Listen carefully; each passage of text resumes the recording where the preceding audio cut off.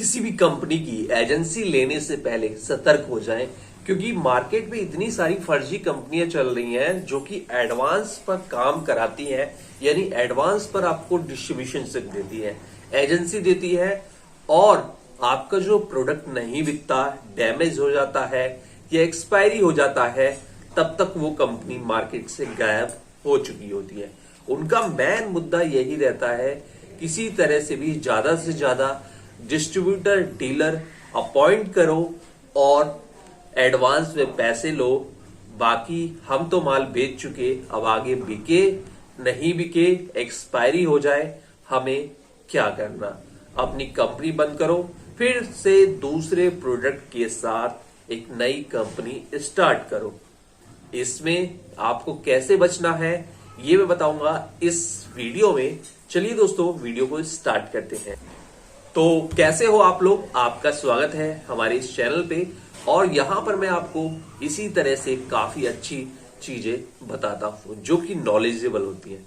तो मार्केट में जो नए डिस्ट्रीब्यूटर बनने की तैयारी कर रहे हैं या नए डिस्ट्रीब्यूटर बनना चाहते हैं, उन्हें एक सबसे बड़ी चीज से बच के रहना होगा। फर्जी कंपनी, न्यू लॉन्च फर्जी कंपनी, फर्जी प्रोडक्ट और पुरानी कंपनी, गलत लोग वाले या गलत मैनेजमेंट वाले लोगों की पहचान करके और तब जाके एजेंसी लेनी चाहिए। मैं आपको बता दूं कि मुझे तो बहुत एक्सपीरियंस हो गया। नई कंपनियां तो फ्रॉड बहुत सारी करती हैं, लेकिन पुरानी कंपनी है जिनके ब्रांड नेम काफी पुराने हैं, प्रोडक्ट काफी पुराना है, और वो भी फर्जीवाड़ा बहुत दबा के करते हैं। उनका जो साल का जो मार्जिन निकलता है ना, प्रॉफिट निकलता है, वो 50% इसी तरह से निकलता है। किस तरीके से? डीलर हर साल चेंज करना है, हर 6 महीने में चेंज करना है, और उस चेंज करने के पीछे बहुत बड़ा रीजन होता है। अपॉइंट करने के पीछे, न्यू डीलर अपॉइंट करने के पीछे, न्यू डिस्ट्रीब्यूटर अपॉइंट करने के पीछे बहुत बड़ा रीजन होता है कि अगर एक भी नया डिस्ट्रीब्यूटर बनता है तो हम उसे 50,000 1 लाख की बिलिंग कर देंगे। क्योंकि जब भी आप किसी कंपनी का डीलर और डिस्ट्रीब्यूटर बनेंगे तो 50,000 1 लाख की बिलिंग आसानी से हो जाएगी, छोटी से छोटी कंपनी में, मीडियम से मीडियम कंपनी में। अब उनका क्या है मेन मुद्दा कि 20 डीलर पकड़ने हैं साल में।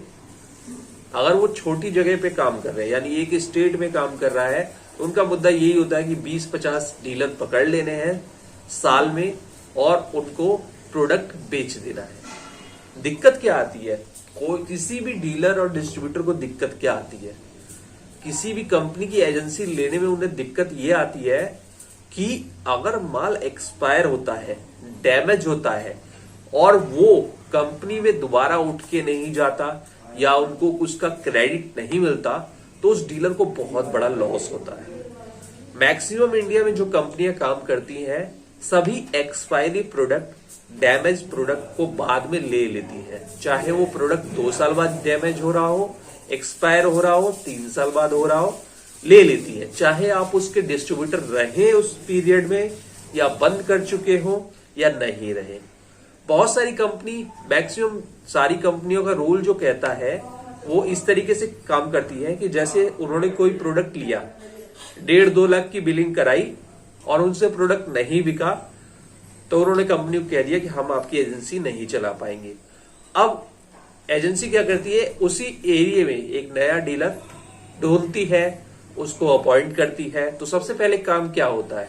सबसे पहले काम होता है कि जो पुराना डिस्ट्रीब्यूटर है, डीलर है, उसका जितना भी प्रोडक्ट उसके गोदाम में है, उसके पास जितना भी माल बचा हुआ है दुकानों को छोड़ के, वो सारा पहले नए वाले डीलर के पास जाता है। उसमें से जो एक्सपायरी होता है, डैमेज होता है, वो कंपनी में चला जाता है, और बाकी जो नया डीलर बना है वो बाकी के प्रोडक्ट बेचता है।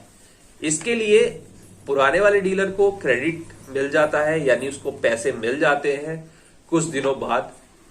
तो ये एक अच्छी शुरुआत होती है। लेकिन अब क्या है, कंपनियां जितनी भी नई आ रही हैं, फर्जी जो कंपनियां हैं, बहुत सारी धोखेबाज कंपनियां हैं, उनका ये मोटो रहता है कि एजेंसी बनाओ, पैसे पहले ट्रांसफर कराओ, और वो कहते हैं कि कुछ भी दिक्कत होगी तो हम बैठे हैं।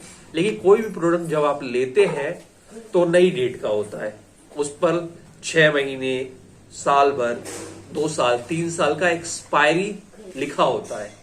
जब धीरे धीरे काम करते करते माल आपके पास फंसना स्टार्ट होता है, बिक्री बहुत ज्यादा नहीं होती, या बीच में आप काम बंद करते हैं, तो प्रोडक्ट ना ही नए डिस्ट्रीब्यूटर को ट्रांसफर होता है जल्दी से, सेल्स टीम आपका उल्लू बनाती है, और ना ही वो प्रोडक्ट एक्सपायरी और डैमेज वाला जब 1-2 साल बाद आपके पास रह जाता है तो एक्सपायरी और डैमेज ना ही कंपनी तक पहुंचता है, क्योंकि तब तक सेल्स टीम कई बार चेंज हो चुकी होती है और मैनेजमेंट पहले से ही चोर होता है, और सेल्स टीम भी चेंज हो चुकी होती है। तो आप कहेंगे किसको?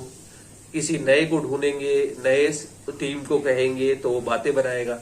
इस तरीके से यहां पर बातें बनाने वाले कई सारे हो जाते हैं और आपका जो होता है बहुत बड़ा नुकसान हो जाता है। तो एजेंसी में लाइन में है आप, तो सबसे बड़ा काम है कंपनी को पहचानना, प्रोडक्ट को पहचानना। और ऐसा नहीं है किसी कंपनी का प्रोडक्ट बहुत ज्यादा चलता है तो वो कंपनी चोर नहीं होगी, उसमें से भी बहुत सारी चोर है। वो जब आप फंस जाएंगे तब आपको पता चलेगा। मार्केट में इतनी पुरानी पुरानी कंपनियां पड़ी हुई हैं, 50-50 साल, 60-60 साल पुरानी, लेकिन उनका ट्रैक रिकॉर्ड जो है डिस्ट्रीब्यूटर के साथ बहुत बहुत गंदा है, बहुत बहुत खराब है। तो किसी भी डिस्ट्रीब्यूटर सिर्फ लेने से पहले, डीलर एजेंसी लेने से पहले अपने एरिया में उसका फीडबैक पता करें, जिसने पहले वो एजेंसी चलाई है, और एक से नहीं करें, क्योंकि एक हो सके तो आपको उसका गलत फीडबैक भी दे सकता है। 2 से करें, दूसरे एरिया में जाएं और वहां पर भी एजेंसी होगी, जो करंट में एजेंसी वाला है उससे भी बात करें, पुराने जो लोग हैं उनसे भी बात करें। इस तरीके से रिसर्च हो जाएगी। बाकी दुकानों पर वो माल बिकता है नहीं बिकता, डैमेज एक्सपायरी किस तरीके से उठती है, इसकी भी आप फीडबैक काफी सारे रिटेलर, होलसेलर से ले सकते हैं। तब आपको पता चल जाएगा कि ये कंपनी वाकई में डैमेज एक्सपायरी उठाती है, पुराना माल उठाती है, या एजेंसी जब कोई बंद करते हैं तो किस तरीके से अपने पुराने डिस्ट्रीब्यूटर से डील करती है। ये सारी बातें आपको पता चल जाएंगी। तो इस बातों का जरूर ध्यान रखें और फर्जी कंपनियों से बच के रहें, वरना आपको बहुत बड़ा लॉस हो जाएगा। बहुत सारी फर्जी कंपनियां सिर्फ इसलिए आ रही हैं कि बिलिंग करो, यानी उनकी नजर में माल बिक गया, चाहे डिस्ट्रीब्यूटर को बिका हो चाहे किसी को, और 1-2 साल बाद काम बंद कर दो, फिर नए प्रोडक्ट के साथ फिर से मार्केट में लॉन्च हो जाओ।